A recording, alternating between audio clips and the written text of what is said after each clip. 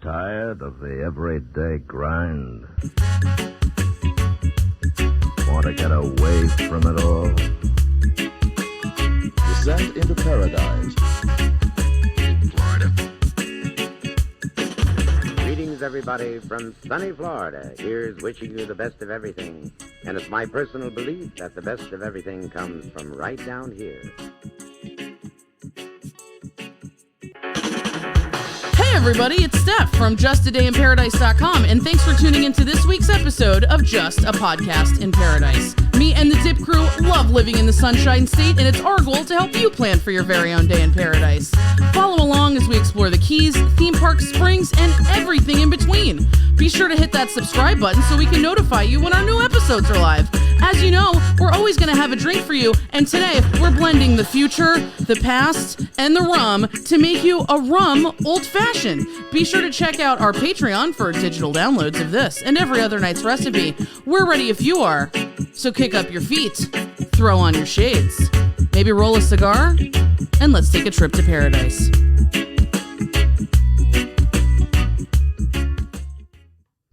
Hello. Hello. Hey. Welcome to Paradise. Paradise. Yes. By way of the studio, by way of Cuba. Bienvenido a Paradiso.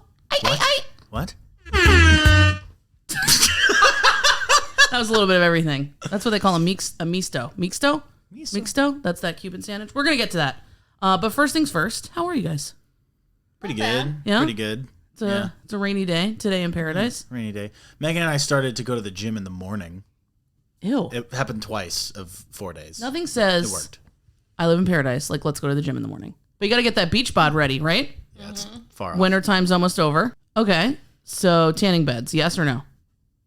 I have never been in an actual bed. I've been in like a hall, like a Room? cylinder. You stand. Oh yeah, stand up ones. I've done Yeah. that. Have you ever been in one? Yeah, Megan took me to my first one, and I was like, oh, this is They're scary. weird. You I smell think- weird after. And Yeah. it's like, It's it's loud. hot. And if it's been used like back to back to back, it Yeah. gets so hot in there It's that it feels suffocating. unsafe. Yeah. And it's super like claustrophobic. Yeah.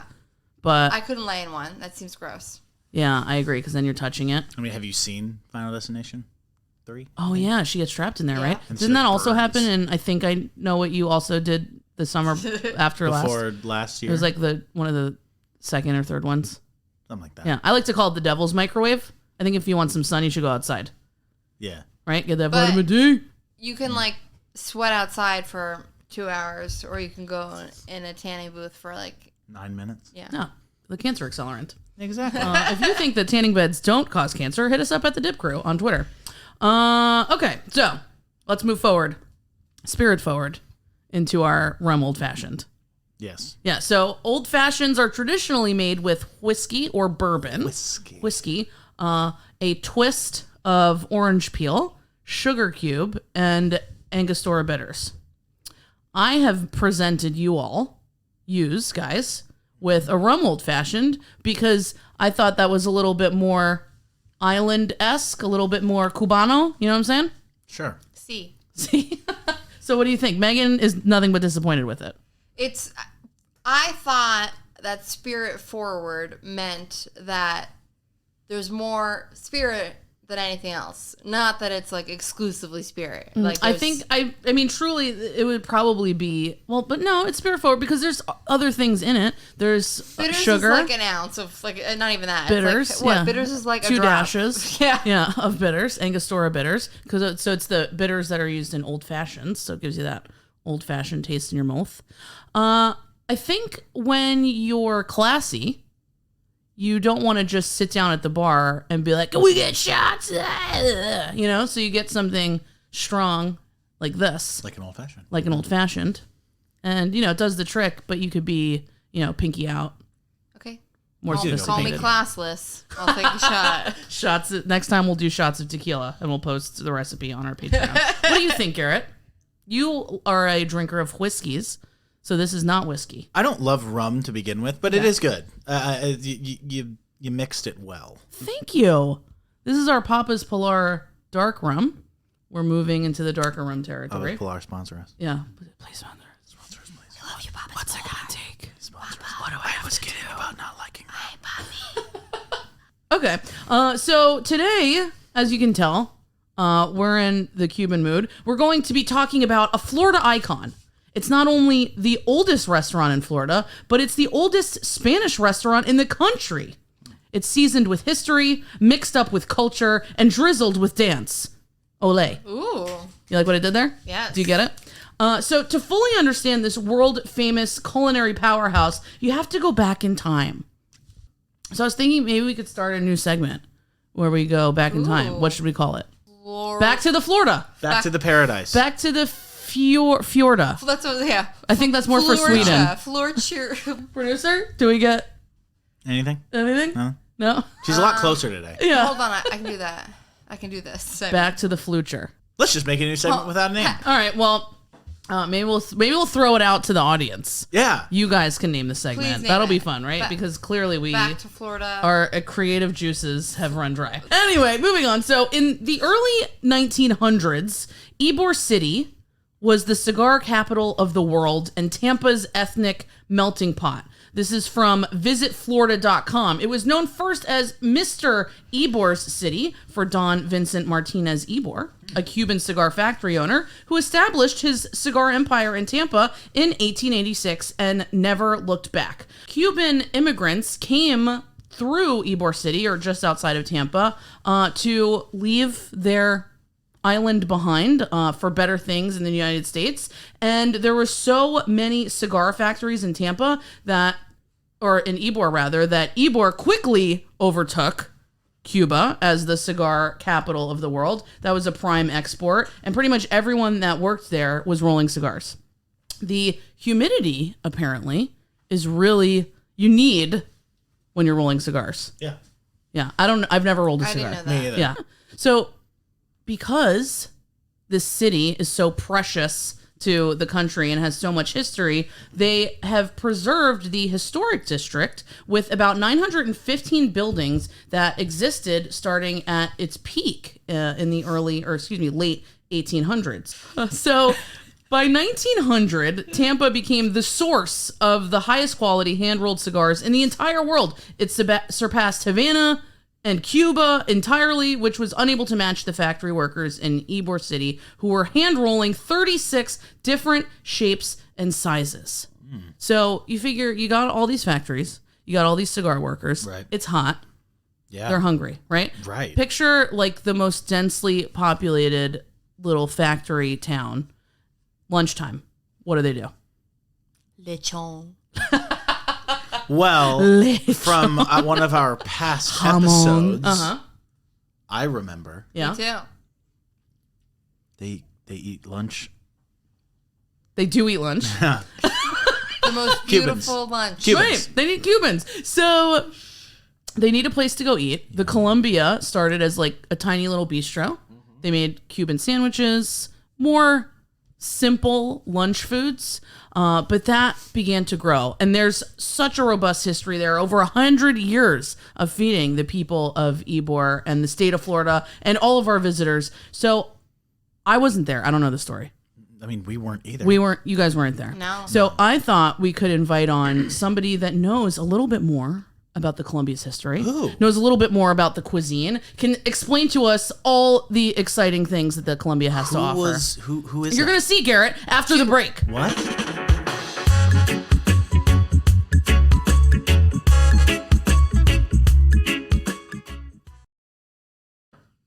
Okay, Garrett, it's time for bed. No. Wait. Can you tell me a story first? All right, one story, and then it's nighty-night for you. Do you remember the one about Meggy locks and the 3 cocktails?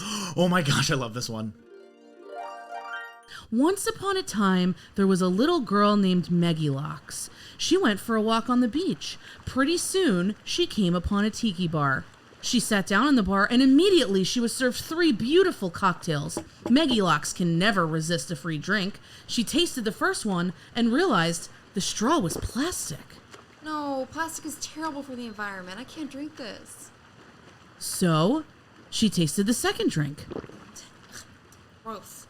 The straw's all soggy and all I taste is paper. So, she tasted the last cocktail. This hay straw is perfect. she said happily and enjoyed the rest of her delicious margarita.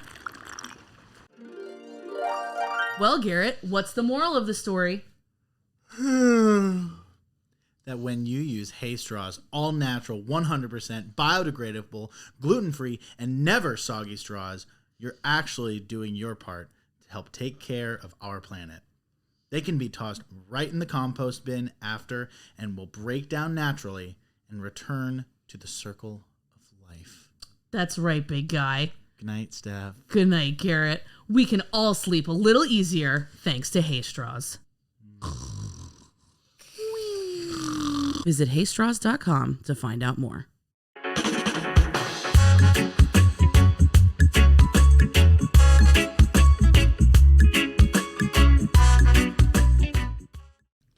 So now it's time to introduce you guys to our expert on all things Colombia, a print and digital journalist for 25 years. Jeff Houck joined the Colombia Restaurant Group in 2015 after more than a dozen years as the food editor for the Tampa Tribune. He also has edited and written for FoxSports.com, the Palm Beach Post, the Florida Times-Union, the Pensacola News Journal, and the Anchorage Times. And now, why Jeff is here. He's the marketing and public relations manager for the Colombia Restaurant Group. Welcome on, Jeff. Thank you very much. You know, the way you say it, it sounds a lot more impressive than when I type it out. I'm impressed. Yeah, I know Garrett is going to want to talk to you about your Fox Sports experience, but we're going to have to control him for this one. I understand. Garrett, we'll DM each other. Okay? Sounds good. Perfect. Perfect. So we have dedicated, Jeff, this entire episode to the Colombia because we love to give our listeners not only just the best places to visit and eat, but also offer up some history lessons. And I think the Colombia offers both of those things, especially since you guys have been offering for over a century as Florida's oldest restaurant. So we would love to hear from you about the history of this culinary landmark.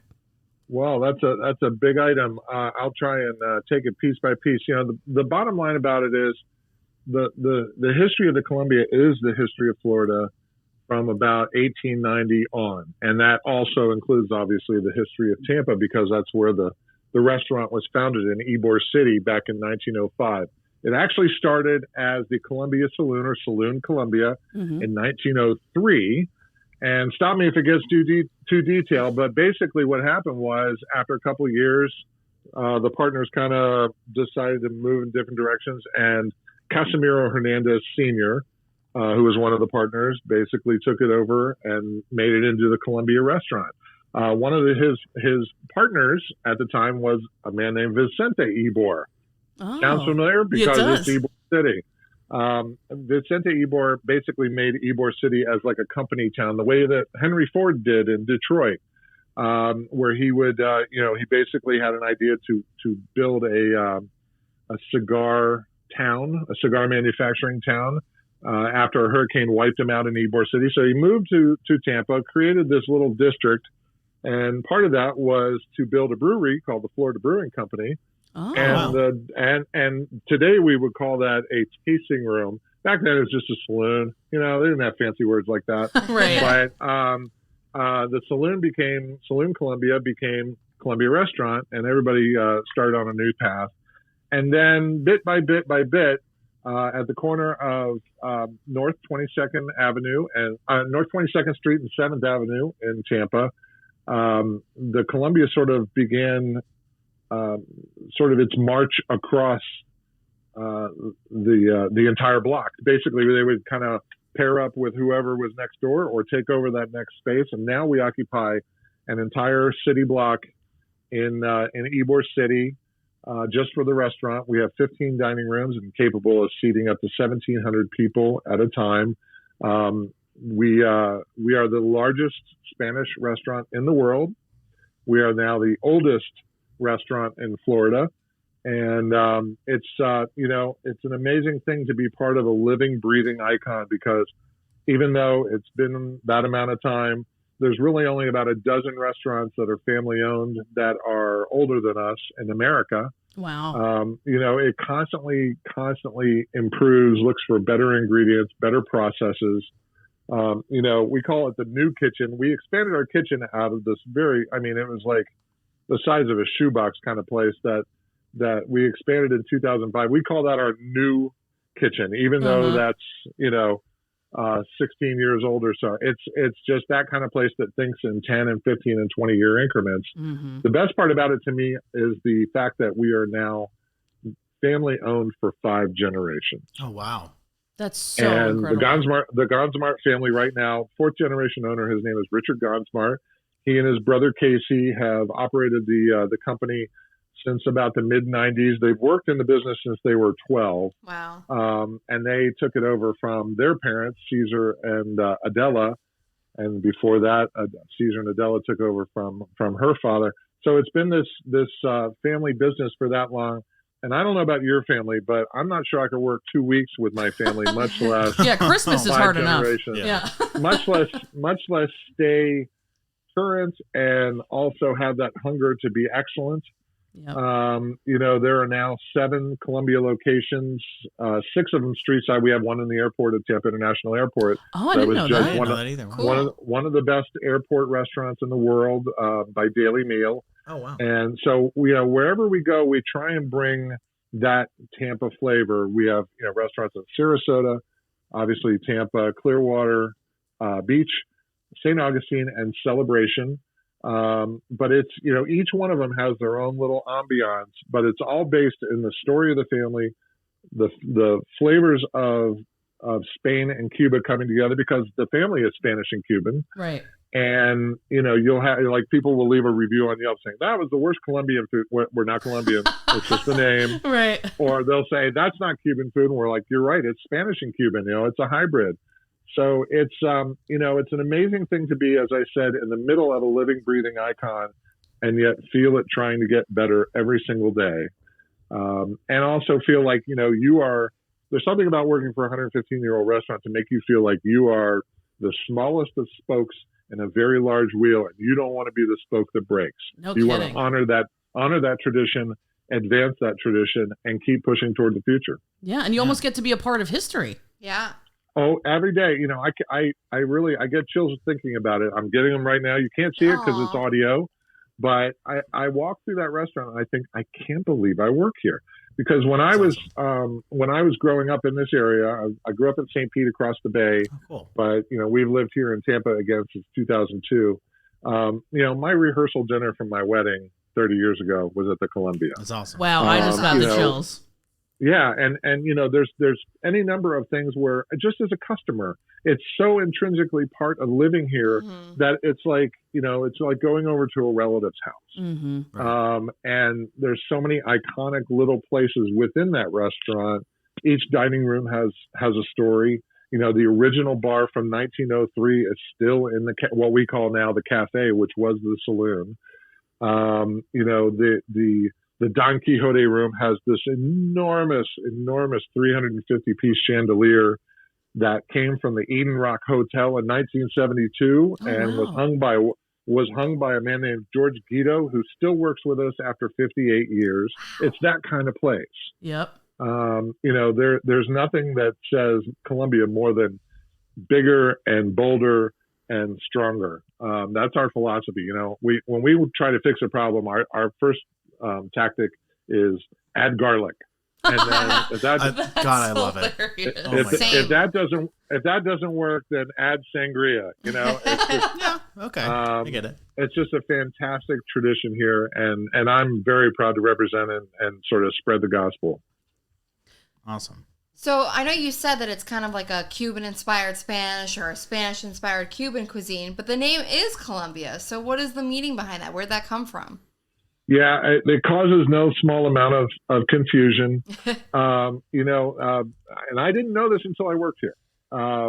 Back in the day, back in the early 1900s, the United States of America had essentially 2 national anthems. One was the Star Spangled Banner, and one was a song called Columbia, Gem of the Ocean. And you can Google it. There's terrible versions of it on YouTube. And it had similarly patriotic lyrics. But it was this hugely patriotic song that people sang at 4th of July or whenever they were celebrating the country. And our founder, Casimiro Hernandez Sr., was so proud of coming to America that he wanted to do something that represented that pride. Okay. It's why there's a ship in the logo Yep. of our company, because the Columbia was one of the ships that came to America. Oh wow. And so we're proud of that, and that patriotism that inspired the name. You know, again, a lot of people think we're a Colombian restaurant because of the name. We kind of have to kind of say, no, we understand why you would think that, but Right. but it's always kind of inspirational when we tell that story, and we tell it a couple times a year. But when we tell that story, and people are like, wow, that's awesome. I didn't even know about that song. You know? Right. Yeah. Yeah. I didn't expect it to have American roots. Oh, right. And Yeah, it's a little bit it's more. not exactly as catchy as like a Taylor Swift song or anything, but it is it is a beautiful song, and I've heard it with orchestras and military bands and whatnot. Cool. And but it's a great little kind of tidbit to know about the restaurant. Yeah, for sure. When I think of the Columbia, you know, from when I first ever went there, I think of the Cuban sandwich. Like that's, Sure. I mean, you know, I'm a simple man. The Cuban sandwich is one of my favorite foods ever. Sure. Is it true that the Columbia created the Cuban sandwich? And what do you think makes yours so special? It's not true. Okay. We are, the name of ours is called the Original Cuban Sandwich. Okay. Now, you know, just to give you a little bit of evolution, you know, again, Spain, Cuba, America, you know, the evolution of the sandwich really, if you want to trace it all the way back, goes back to what are known as bocadillas in Spain. They're little tapas sandwiches. Mm-hmm. And then once it got to Cuba, you know, it was really known as the mixto there. You know, it's sort of like, what do they call Chinese food in China? Just food, you know. But there was a history of sandwiches and baking in Cuba, and the mixto was really literally a mixture of whatever ingredients you had. In Cuba, there was sausage on it, there was salchichon on it, there was turkey, you know, whatever you had, because it was an island, you had to make the best of what you had. Right. And so then when the mixto came to America, it came through Key West. Mm-hmm. And because that's where the tobacco factories were. And then there was a massive fire. Again, as I mentioned, Vicente Ybor had to move everybody north. He started, you know, mango groves and guava groves and tobacco factories. So when it came up to Tampa was really an amalgam of Spanish, Cuban, Italian, Germans. There were some Jews here. There were some Central Americans, but very few. They weren't really migratory at that point. It was more Caribbean. But basically what happened was the sandwich morphed when it got here.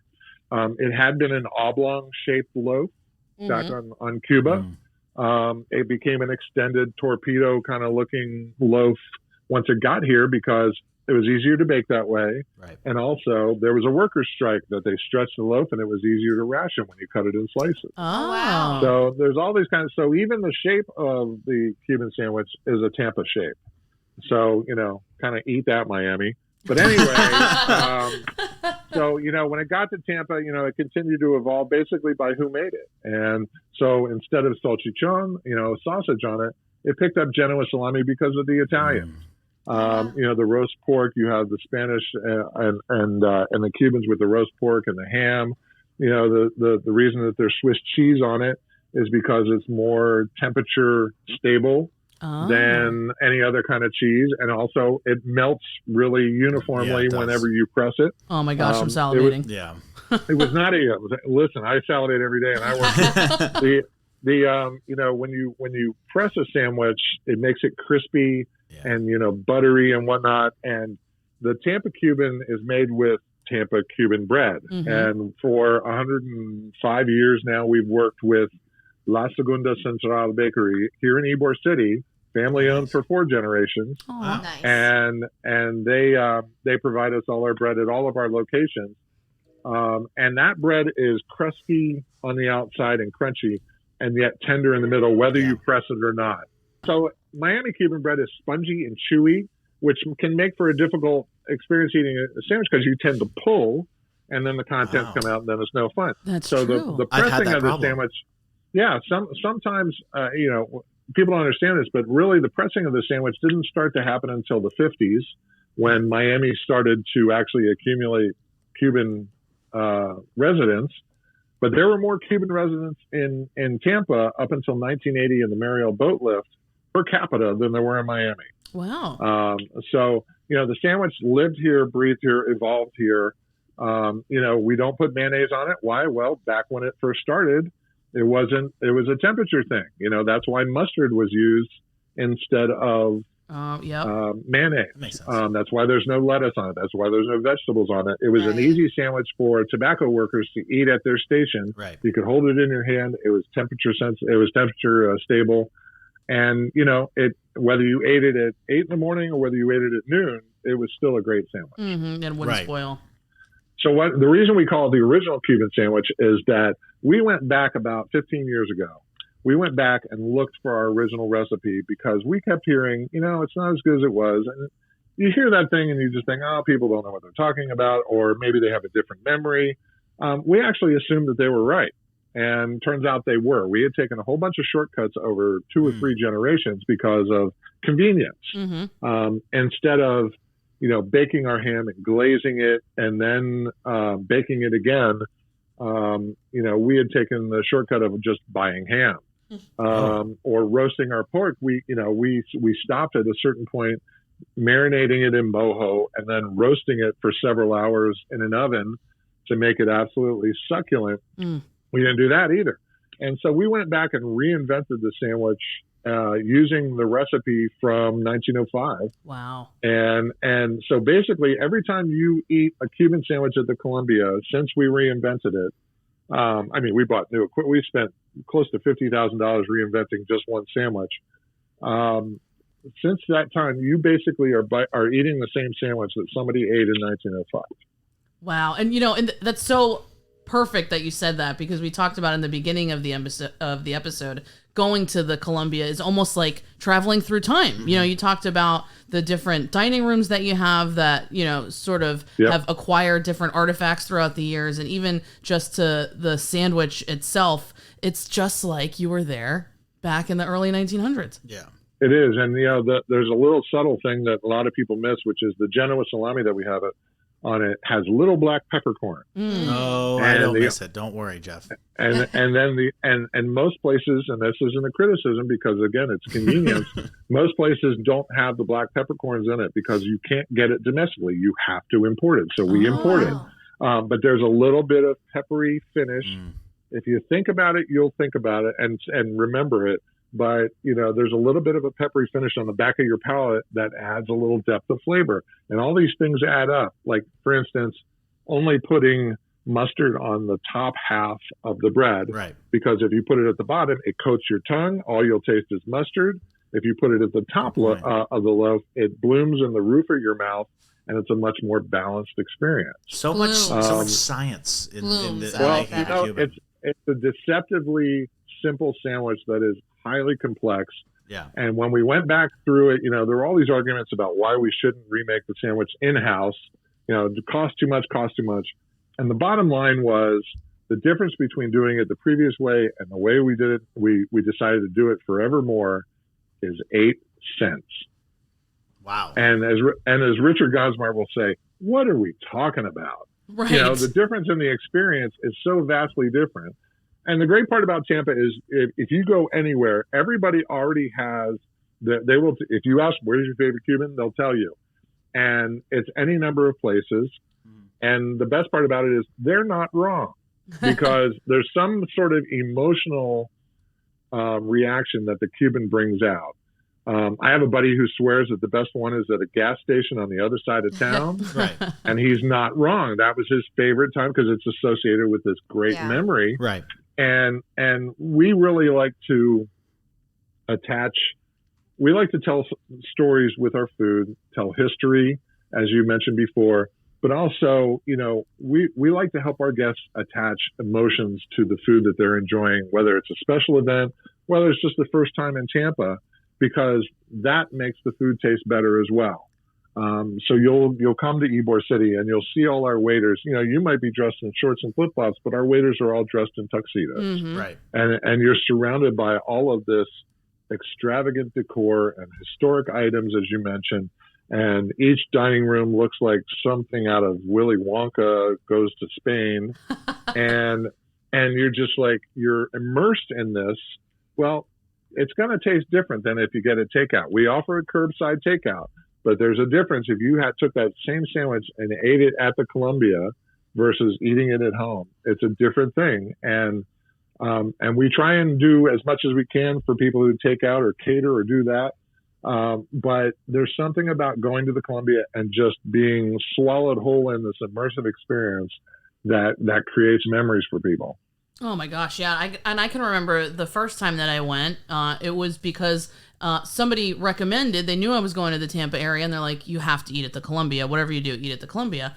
And Right. so I was like, but, I don't want Colombian food. And then I realized that it wasn't. Yeah. And, so I went, and I was just completely overwhelmed, first of all, by the expansiveness. And then, like you said, you can be dressed a little bit more casually, a little bit more touristy. Maybe you're out walking around all day, but you have this blast from the past with, the waiters and waitresses in tuxedos. You have the flamenco dancers in the back. I mean, it's just completely mind-blowing. And then you get to the menu, and you have all these cocktails, sangrias, you have tapas, which I'll go anywhere where there's tapas, and the different specialty entrees. So now that everyone at home is hungry and trying to figure out how they can get to the Columbia, if you were going to curate the perfect overall dining experience for someone, maybe a first timer, what would you serve them? Well, this is a different time period. Since we ended quarantine, we were shut down for about 2.5 months. Okay. We were actually shut down longer than what the state allowed because we wanted to make sure all our processes were ready, and we followed these very strict guidelines in terms of food handling and preparation, and also guest management of tables and distance and all that. We are known for, a very expansive menu, like 16 pages at times. Mm-hmm. And now we're down to a much, much smaller menu as a result of it. So what that has done is boil it down to, it's sort of like picking your favorite children. Right. We had to boil it down to its essence while still being very dynamic. So, a lot of the things that didn't make it onto the streamlined menu, temporarily streamlined, I should say, we run as specials or whatnot. But, the greatest hits, it's like, listen, if you take away one of the Beatles, it's not the Beatles, but it's the Beatles, Right. So, I don't think any visit can start at the Columbia. Let's put it this way. An ideal visit would start with a fresh pitcher of sangria. And we mix it at the table. There is nothing like seeing your food prepared in front of you. Mm-hmm. That went away for a while until we could guarantee that it was safe to do so for our guests, and there would limit exposure. But we have 4 types of sangria: white, red, rosé, and cava, which is a Spanish champagne, essentially. There's something about having an entire pitcher of sangria. First of all, it could start a fight or it could make friends. You decide. Right. But the freshness of the fresh cut fruit mixed with the wine, there's so many great elements to the sangria. And we're known for our sangria, as well as our mojitos. But most people kind of dip their toe with the sangria. If you're not a sangria person or a wine person, we have a Pete's Manhattan cocktail. We have a Columbia Hall of Fame because we've had so many outstanding employees, 115 years, and a bartender named Pete Scaglione created this recipe for the Manhattan. Pete was such an unbelievable bartender. He once kicked out Babe Ruth for not behaving. Oh my goodness. Yeah, he threw him out. Babe Ruth got out of hand, and then the next day Babe Ruth came back and apologized and gave him a signed baseball bat, and Pete said, all right. That settles it. But anyway, it's got bourbon, vermouth, a little bit of Ramazzotti Amaro. It's served on the rocks. It's a great cocktail. So I would start with that. Now, if you've been to the Columbia, every meal starts with a fresh baked piece of La Segunda Cuban bread and whipped butter. Oh. The fun trivia is that bread is our number one expense over at the Columbia, more than facilities, electric, personnel, insurance, anything. Ouch. Wow. The number 5 expense is whipped butter. Wow. So, It's so bread worth is it. very much, oh yeah, absolutely. People who are like on carb-free diets are like, this is worth it. I'll eat the bread. Cheat day. Yeah, exactly. And then, we have a range of tapas dishes. And so I would suggest for the most Tampa tapas, you would go with an Ybor City devil crab croquette. Yep. Or a cup or bowl of Spanish bean soup. The two stories there are devil crab croquettes. If you don't know, Tampa Bay used to be full of blue crab. It still has a great population, but it was full of blue crab back in the day. It was the thing that kept people during the Depression from going, starving. Oh, wow. But basically what happened was, if you lived in Ybor City, you had a house that had a nail on the outside that stuck out from the house. And the person delivering the bread would come up and go, thump, and put the bread on the outside of your house. That was your bread delivery. It Like would a hang newspaper. outside. Uh-huh. Like a newspaper, except it would just hang there. Had somebody ask me one time, like, why didn't people steal bread? I'm like, because everybody had a nail, Right. So anyway, you would eat the bread, blah, blah, blah. But what you didn't eat, you would scrape it down into crumbs. And then you would make you would pick out the blue crab from whatever crab you harvested and put it in a lump with some tomato sauce and green peppers and other stuff, and wrap it in breadcrumbs and fry it so that you would eat it like a croquette with a little bit of hot sauce. Uh-huh. So we still have Ybor City devil crab croquettes. Everybody makes their own version, much like the Cuban. Italians use Italian spices. Spaniards use Spanish spices. But the Spanish bean soup, the Columbia was known first for its Spanish bean soup because every restaurant in Ybor City to survive basically came into this informal agreement that they would serve a different soup each day. So everybody got a little bit of business. The Spanish bean soup became sort of a trademark for the Columbia because it has, just great chorizo sausage and smoked ham in it. Oh, that sounds so And, good. we start with fresh garbanzo beans, and we have potatoes, and the broth is made with chicken and ham, and it's just so unbelievably hearty. So again, a little bit of time travel, but those two for tapas.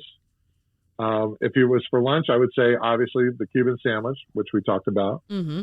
And then for dinner, I would recommend it's called paella a la valenciana, and we're known for the Spanish side of our menu. If it would be that's sort of the king of the paellas for us, where you have clams and mussels and shrimp and scallops and calamari and chicken and pork. And on the menu, it says, please allow 30 minutes because we start from scratch, and you go back in the kitchen. You go back in the kitchen and it looks like an army of paella pans just hanging there waiting for use. Uh-huh. And it's really, and then once it's finished, we bring it out tableside and plate it in front of you. That makes it a little bit more exciting, but it's just so much flavor. And it tastes like you've hit like the seafood and chicken and pork lottery. There's just so much great flavor. And then for dessert, white chocolate bread pudding. Ooh. And like I said, we like our bread. And so whatever we don't serve, if it's a sandwich or as a side or with, other menu items, and whatever we don't grind down into breadcrumbs, we take that day old Cuban bread and we make bread pudding with it. We do it a little different where we use white chocolate. We use a little bit of milk, a little bit of eggs for a custardy kind of texture. We bake it, and then we top it with a Bacardi rum sauce and white chocolate. Oh my And, gosh. I just have two words: child, please. Snap your fingers. When people who've never eaten at the Columbia, I drop it on them, and it's like the hammer of Thor has hit them. They go speechless. They're defenseless. It's game over. It's just and we do flan and we do key lime pie, and they're both outstanding. We do Spanish churros, but the white chocolate bread pudding is very, very special. Yeah, I'm gonna need that. And then you have to wash it down with café con leche. Ooh, Oh yeah. yes, that's how you tamp it all down. help the and then digestion. on your second visit, no, I'm kidding. Yeah. And for breakfast, leftovers. Yeah, again, I should mention that we have one of the largest private collections of Spanish wines in the world. Ooh. Oh. And this started a long time ago, but in the 90s especially, Richard Gonsmart realized that Spanish wines weren't really considered with the same elevation as, say, French or anywhere other in Europe, German wines. So he bought and cultivated relationships with Spanish wineries. He even honeymooned back in the 70s at the Torres winery in Spain. And so he bought back when they weren't regarded, and now they're some of the finest wines in the world, and he has the most amazing collection. He just has an eye for this. We have a Sicilian restaurant we just opened in November here in Ybor City, right by the Columbia. Oh. And he has nothing but Sicilian wines on that list because right now Sicilian wines aren't well regarded, even though they're wonderful flavor and they can match up with anything in the world. So we have what we're aiming for is to have the largest Sicilian wine collection. I joke about it, but there is no line for the Gonsmart family between decor, music, food, and service. It's all part and art. You throw those in there all in one thing, and you just do not see the lines between them. It's all part of that same dining experience. Yeah, and you never want to leave. I mean, if you think about the thoughtfulness that goes into from the beginning of the meal, the second you sit down till the second you walk out of the building, and even I know Megan has some questions about how you can bring the Columbia home with you, but you could spend an entire evening, multiple hours even, just enjoying everything that the Columbia has to offer. And we do. We hope that you do. It's one of those things where it gives you the sense that you're home. I mean, that was the thing before I was ever even an employee here. It just seemed, like I said, like you were going to somebody's home and just happened to be a very fancy home, and everything was cooked to perfection. The service was luxurious, and it's an overwhelming thing sometimes because you walk in and you're like, how do I absorb something of this magnitude? Mm-hmm. But bottom line is that it rewards you. No matter where you sit in a restaurant, no matter how many times you come, you always see something new or have a different experience. It rewards your eyeball. It's like you see a new detail, and you feel like even though you're in a familiar place, there's always something new that you've not picked up on or not noticed. Right. If you've been in the patio at the Ybor City restaurant, the thing that looks sort of like an open air courtyard, even though we have a roof over it. I didn't know until last year that the floor in the patio came from a bank that went under in downtown Tampa during the Depression. Oh wow! And that we have a host stand right behind, or the waiter, the server stand right behind it was one of the bank teller windows. Oh my gosh! And you can sit there with Richard Gonsmart every day, and you'll find out something. You'll hear about the table where Marilyn Monroe and Joe DiMaggio had a little bit of a tiff during their visit back in the 30s and 40s. It's just an amazing place that's just full of stories everywhere you look. I mean, the more we talk about it, the more excited I am to dine at the Columbia. But I know not all of our listeners have access to one of your restaurants. Sure, and I know, the experience is so much a part of it, but how could they bring some of these flavors from the Columbia home? Well, I appreciate that. Yeah, it's, first of all, each Columbia restaurant has a little gift area. We have a huge gift shop in Ybor City, but we also have an online store at columbiarestaurant.com that you can buy cookbooks. We have 2 cookbooks. The original Spanish cookbook is considered a culinary icon in Florida, written by Adela Gonsmart and Adela Hernandez Gonsmart. Yeah, Adela Hernandez Gonsmart and Ferdy Pacheco wrote the first one, and then for the 100th anniversary, we wrote a new one that tells the full story. I read the second one 3 times in the first 4 months because I was like, I can't believe this restaurant put all that story in there. But as far as the flavors, we do sell some of our dressing. We do sell our dressing, our 1905 salad dressing, in stores in Publix and other places. As well as selling them online. The cool thing to me, because I do the social media for the Columbia, is seeing people make the 1905 at home because of quarantine or COVID. Yes. And And, what that tells me is that there's still a hunger for our flavors. Oh, yeah. And they still love our restaurant enough to want to go to the trouble of making it at home. We actually, you don't have to buy the cookbook. We have many of our recipes at our website, again, columbiarestaurant.com. And people can't believe, we give away the restaurant. We're like, we want you to enjoy it wherever you are. Of course. I personally have some 1905 dressing from Publix in my fridge right now. So.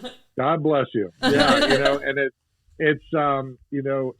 what I love, first of all, I have to heartily recommend, and I don't care where I work. I could work for, the utilities department. The Columbia seasoning is the most versatile seasoning I've ever used. I put it on eggs. I put it on salads. I put it on everything. I use it. I make a mojo pork at home, and then I put seasoning all over it, and then I put it in my smoker. And another one, child please. It's just so versatile. But that's, again, we use Columbia seasoning on all of our recipes here. So again, that's another small thing. You don't have to really, we love it when people order our hand painted Spanish ceramics and things like that. But there's something about being able to enjoy. I got lots and lots of social media posts this week from people who were up north, especially. Yep, and it's trapped 20 in the below. snow. It's 20 below, and thank God for my packet of Sangria mix and my 1905 dressing. I can feel like I'm there. Again, it's not the substitute, but it's such a lovely homage and such a great reminder that people. I've never worked for a brand that was beloved before this. I worked in newspapers for 25 years, and I didn't generate this. The family did over 5 generations. So we want to protect that and use it wisely and honor that passion that people have for the Columbia. I have a video I'm going to post tomorrow of what looks to be a very small child who's got a brand new set of front teeth, and he is going after a piece of Cuban bread like a beaver. and there is something about growing up with that flavor and that experience. I mean, the piece of bread is bigger than his head, and he will not be stopped. But that's the kind of experience people love. It's like babies first this, babies first that. It's part of the Tampa ritual. When was your first piece of Cuban bread? Well, we have photos. Now, of course, in the internet age, we have thousands of photos. But the thing about it is you can make these flavors at home, and whether it's recipes on our site or ordering from the store or following the directions, you can have a little bit of the Columbia at home. Right, exactly. And I wanted to touch on kind of where the Columbia is located. I mean, with it being so close to Tampa, a really, really fun, really great city, really huge. Ybor can definitely be overlooked in Florida. Why do you think travelers should visit?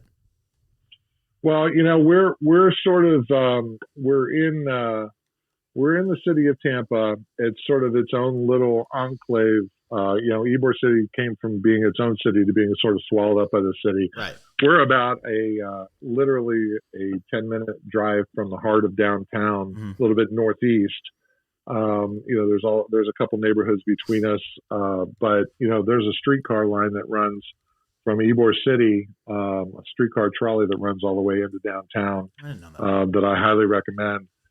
There's something about Tampa, and specifically that I think is a bit of a blind spot for people because Miami is so glitzy and glamorous, right? And because Orlando has all of the tourist attractions that it does.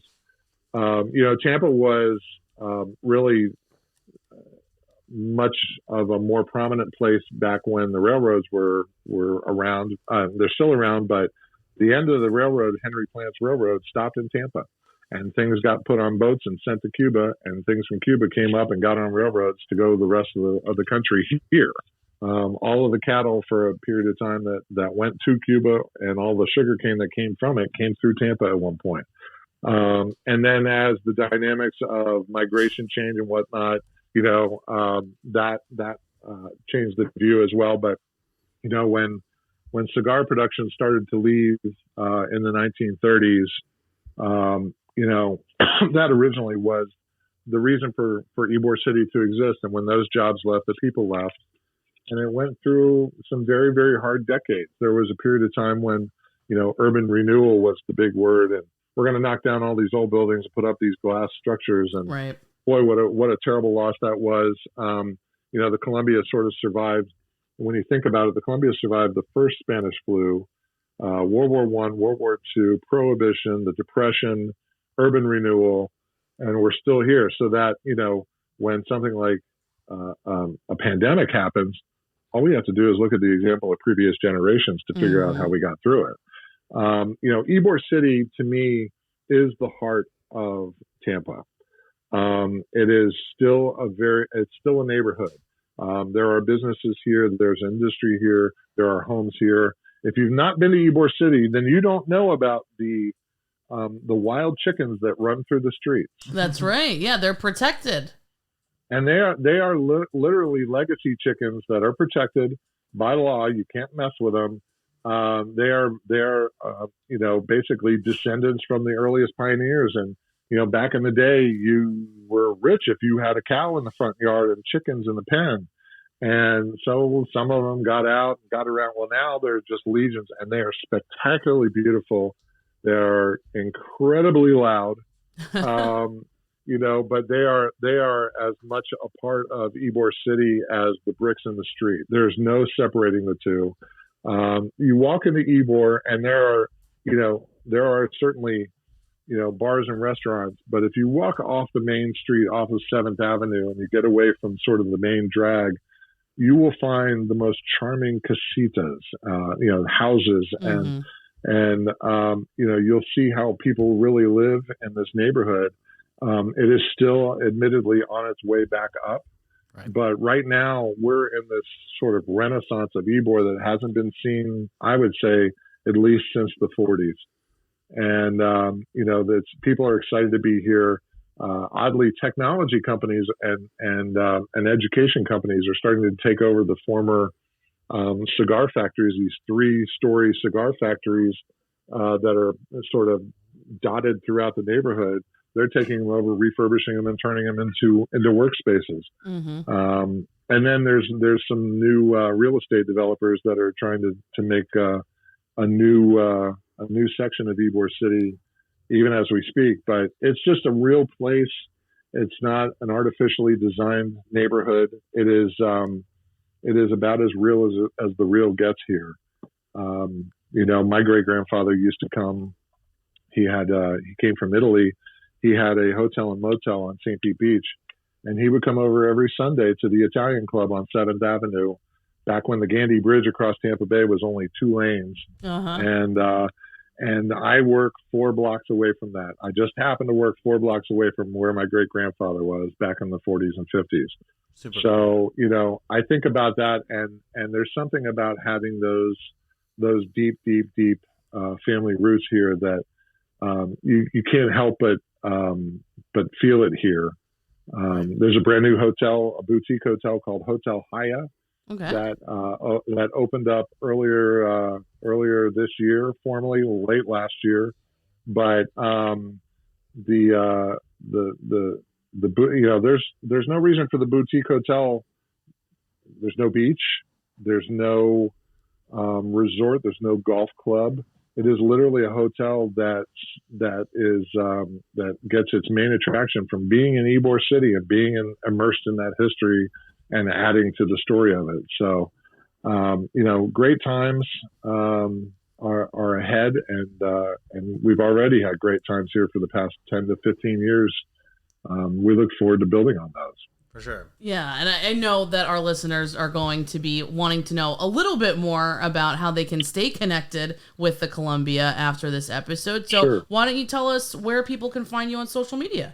Well, obviously ColumbiaRestaurant.com has all the history and all the menus and location and information like that. And if anybody wants to make a reservation, we're on all the social media channels.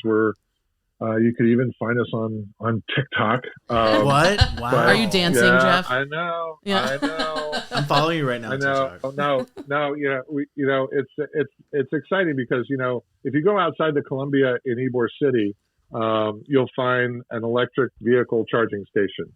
Right. And that's because our fourth generation owner had a Tesla. And he thought, well, this is the future. And just because we're 115 years old doesn't mean we shouldn't do things in a modern way. Mm-hmm. On Twitter, again, it's Columbia 1905. On Instagram, it's Columbia Restaurant. It's we're pretty easy to find. We're pretty active. And again, my favorite thing is to kind of socialize with folks and number one, let them know that we see them and we hear them. And we love how much they love the Columbia because we love it too.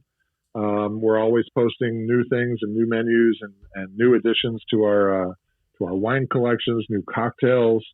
But we also have, sister restaurants, Eulalie, Goody Goody, Casa Santo Stefano, Cha-Cha Coconuts, and then also another one at the airport, Capital Noche, Ybor City. Ooh. And, we've grown to 14 restaurants total. 7 of those are Columbia's. And we're excited about what the future holds.